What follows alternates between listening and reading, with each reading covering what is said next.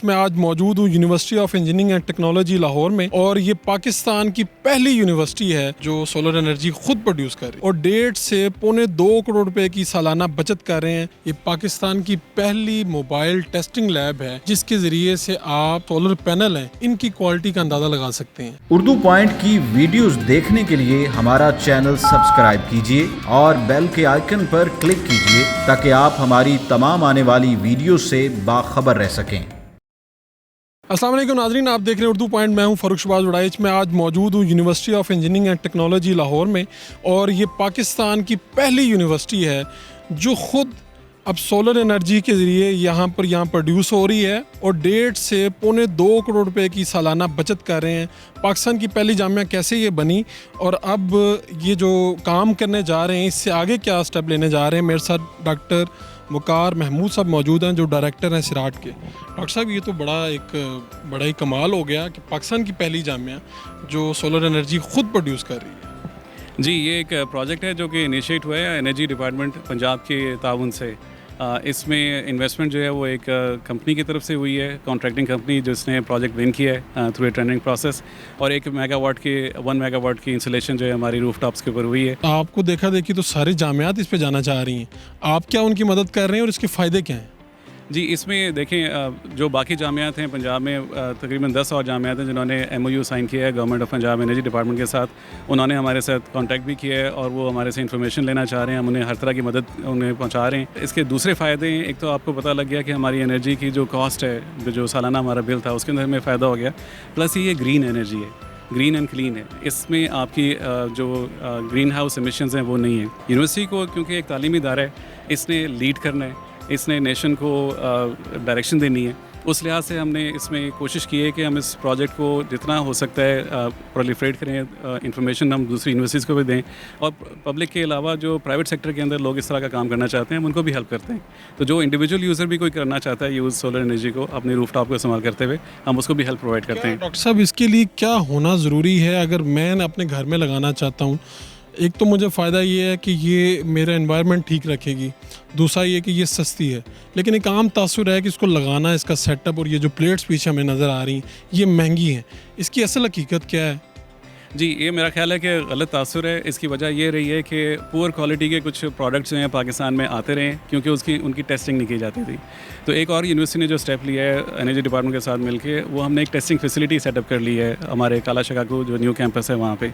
तो अब अगर किसी को इंटरेस्ट है इस एनर्जी की प्रोडक्शन में अपने घर में, तो वो हमारे से उसकी टेस्टिंग फैसिलिटी को यूज़ करते हुए उसकी क्वालिटी को जज कर सकते हैं। जो आपने कहा कि एक इंप्रेशन है कि सोलर पैनल्स महंगे हैं, उसकी वजह ये कि इनिशियल इन्वेस्टमेंट अमाउंट ज़्यादा लगती है, लेकिन जब आप इसकी इकोनॉमिक्स को कैलकुलेट करेंगे तो आप ये देखेंगे कि आपका 4 से 5 साल के अंदर जो कॉस्ट आपने इस पर लगाई थी वो आपकी रिकवर हो रही है और उसके बाद पैनल्स की लाइफ तो बहुत ज़्यादा है, ये 20 से 25 साल तक आपको अच्छी प्रोडक्शन देते हैं। तो एक इन्वेस्टमेंट है, ज़रूर इन्वेस्टमेंट है, कॉस्टली है, इनिशियली लगती है, लेकिन इसमें बिजली जो प्रोड्यूस होगी वो आपको जो वापडा के मुकाबले में जो आप एनर्जी आप लेके आते हैं उसकी कॉस्ट उसके मुकाबले में काफ़ी कम है।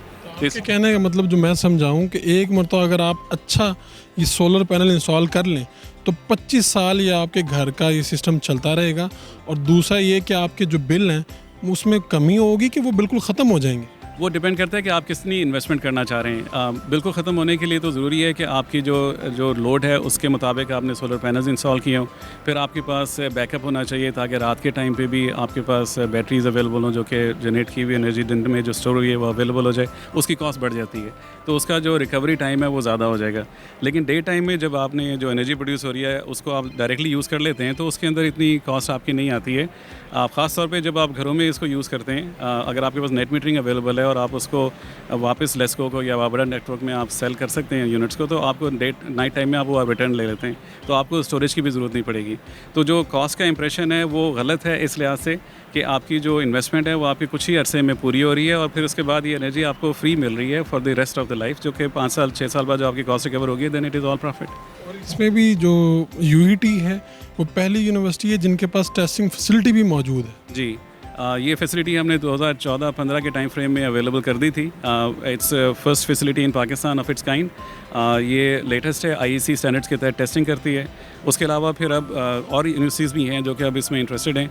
KPK में, उसके अलावा सिंध में भी, बलोचिस्तान में भी अब यूनिवर्सिटीज़ हैं जो कि इंटरेस्टेड हैं सिमिलर फैसिलिटीज़ बनाने के लिए। साउथ पंजाब में भी हम उनको हेल्प कर रहे हैं, उनको प्रोवाइड करें जो फैसिलिटीज़ हमारे पास हैं, ताकि वो उससे एडवांस कर सकें, उसी तरह की इंप्रूव फैसिलिटीज़ अपने पास भी बनाएं। बिल्कुल मेरे पीछे आप जो देख रहे हैं ये वैन नहीं है, ये पाकिस्तान की पहली मोबाइल टेस्टिंग लैब है जिसके ज़रिए से आप ये जो सोलर पैनल हैं इनकी क्वालिटी का अंदाज़ा लगा सकते हैं। और ना सिर्फ मैं यूईटी में आपको ये पाकिस्तान की पहली मोबाइल टेस्टिंग लैब दिखा रहा हूँ, बल्कि यूईटी में ही पहली मरतबा इस तरह हुआ है कि जो LED लाइट्स होती हैं, जो सोलर पैनल होते हैं और इसके अलावा जो आपके घर में यूज़ होते हैं AC, इनकी क्वालिटी का कैसे पता चले? जब आप बाज़ार में जाएं तो कौन सा AC अच्छा है, कौन सी LED लाइट अच्छी है, कौन सा सोलर पैनल अच्छा है, ये कैसे पता चलेगा? इसकी क्वालिटी का अंदाज़ा कैसे होगा? इनमें क्या क्या ख़राबियाँ होती हैं और कैसे आप धोखा और फ़रेब खा जाते हैं इनको ख़रीदते वक्त? इमरान अली साहब मेरे साथ मौजूद हैं जो मैनेजर हैं एनर्जी लैब के। इमरान साहब, एक तो पहले इस वैन के बारे में बताइए कि आपसे ये आप क्या क्या चेक करते हैं और कैसे जाते हैं? जी, अस्सलाम वालेकुम जी। वैन के अंदर हम वो चीज़ें चेक करते हैं जो कि फ़ौरी तौर पे चेक करने वाली हैं। मिसाल के तौर पे हम उसका EL टेस्ट कर सकते हैं। इसके अंदर एक लिमिटेड टाइप का इक्विपमेंट हम इसके अंदर रख सकते हैं। इसके अंदर सोलर पैनल चेक करते हैं हम, आपकी जो वायर है जो कि आप यूज़ कर रहे हैं उसकी कंडक्टिविटी कितनी है, उसमें इम्प्योरिटी कितनी ऐड है वो हम चेक कर सकते हैं। फिर हम बैटरी की हेल्थ वगैरह चेक कर सकते हैं। इसके अलावा हमें इन्वर्टर, जो स्मॉल टाइप के इन्वर्टर 3 किलोवाट तक की, हम एफिशिएंसी चेक कर सकते हैं कितनी है।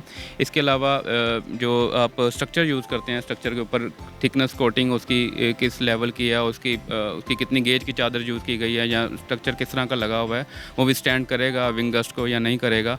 ये सारी चीज़ें हम ऑन डोर स्टेप जाके चेक कर सकते हैं। पाकिस्तान में लोग सोलर पैनल यूज़ तो करना चाहते हैं, लेकिन ये मसाइल आते हैं कि इनकी क्वालिटी ठीक नहीं है, 4-5 साल के बाद ही ख़राब होना शुरू हो जाते हैं।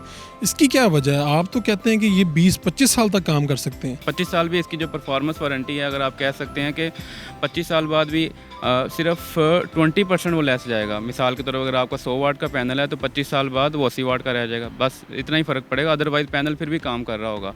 लेकिन सिलिकॉन की अगर आप प्रॉपर्टी चेक करें तो वो 40-45 साल तक वो आराम से काम करता रहता है। जो मोबाइल टेस्टिंग लैब है ये पैनल का पता कैसे देती है? पहली 4 जो बुनियादी चीज़ें चेक कैसे करते हैं आप? क्या क्या चेक करते हैं? जी, बेसिकली जैसे आप किसी चीज़ का एक्सरे करते हैं तो वो पता चल जाता है इसकी हड्डी टूटी है या नहीं टूटी। इसमें इलेक्ट्रोल्यूमिनेंस टेस्ट है। इसके अंदर हम उसके ऊपर रिवर्स वोल्टेजेस अप्लाई करके, एक हमारे पास इलेक्ट्रोल्यूमिनेंस कैमरा है, उसके हम चेक करते हैं कि इसके अंदर कहाँ कहाँ क्रैक है।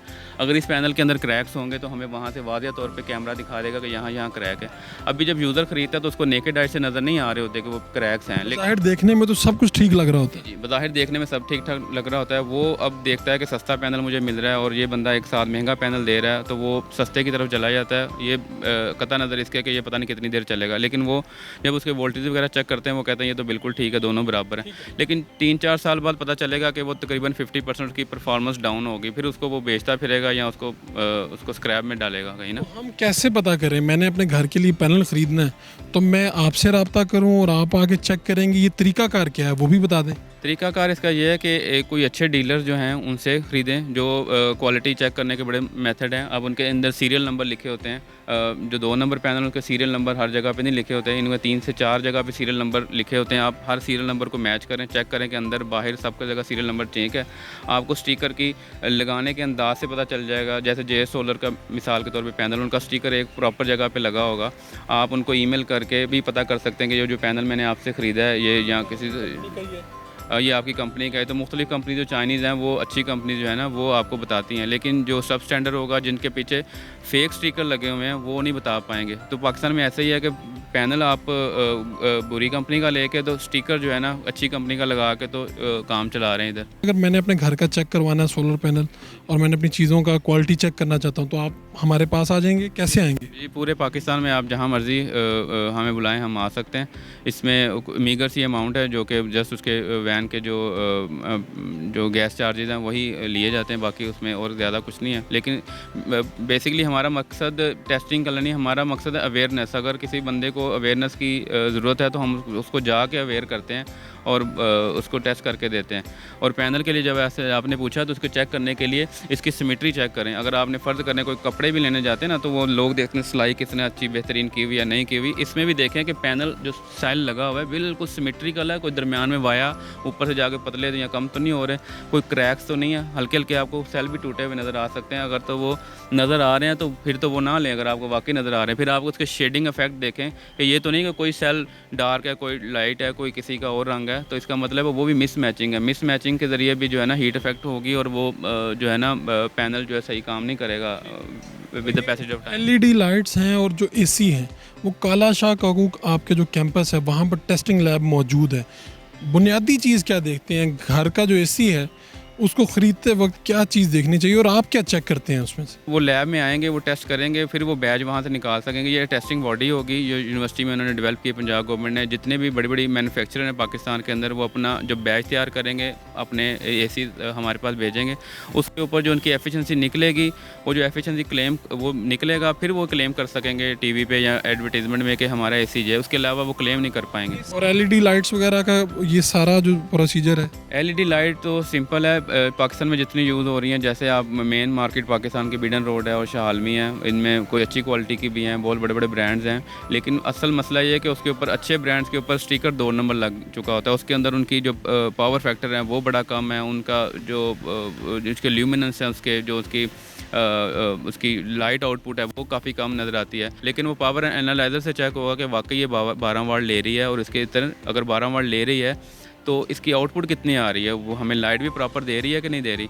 इसके अलावा फिर इसके अंदर पीछे हीट सिंक लगा हुआ एलईडी के। एलईडी आप देखें वो भी एक सेमीकंडक्टर है, तो एलईडी जब बर्न होती है, जब उसके अंदर हम इलेक्ट्रिसिटी पास करते हैं तो वो हीटअप होती है। उसका हीट डिसिपेशन प्रॉपर होनी चाहिए ताकि उसकी लॉन्ग लास्टिंग, इन बचत करने के लिए उसका जो मेटल कंडक्टिंग पार्ट है उसको भी बारीक सा रखा होता है। आहिस्ता आहिस्ता वो लाइट जो है ना डिग्रेड जल्दी होके तो साल बाद ख़त्म हो। हालांकि इनके 50-50 हज़ार घंटे इनकी लाइफ होती है। जो लोग अपनी चीज़ें ख़रीदना चाह रहे हैं ये, तो वो क्या करें? ख़रीदते वक्त किन चीज़ों को मद्देनज़र रखें? ख़रीदते वक्त क्वालिटी को मद्देनज़र रखें, प्राइस कॉन्शियस भी हों, लेकिन इतना ना हो कि प्राइस के पीछे छोड़ के तो आप एक घटिया चीज़ ले लें। मैंने बहुत सारे बंदे ऐसे देखे हैं जो ट्यूबवेल उन्होंने लगाए थे 2 नंबर पैनल के साथ, और आज वो कह रहे हैं कि पानी ही नहीं निकल रहा, 11 बजे पानी स्टार्ट होता है। तो अच्छा पैनल ख़रीदें, डीलर से ख़रीदें, जो पता हो कि डीलर है, उसके बाद डीलरशिप का लेटर हो, तो आप उन्हीं कंपनी के साथ ताल्लुक़ रखें जो कि AEDB ने रजिस्टर्ड की हुई हैं। AEDB ने उनके तकरीबन 1 मिलियन सिक्योरिटी रखी हुई है। अगर वो काम कोई गलत करेंगे या आपका कोई मसला करेंगे तो आप AEDB में कंप्लेंट भी कर सकते हैं उनके ख़िलाफ़,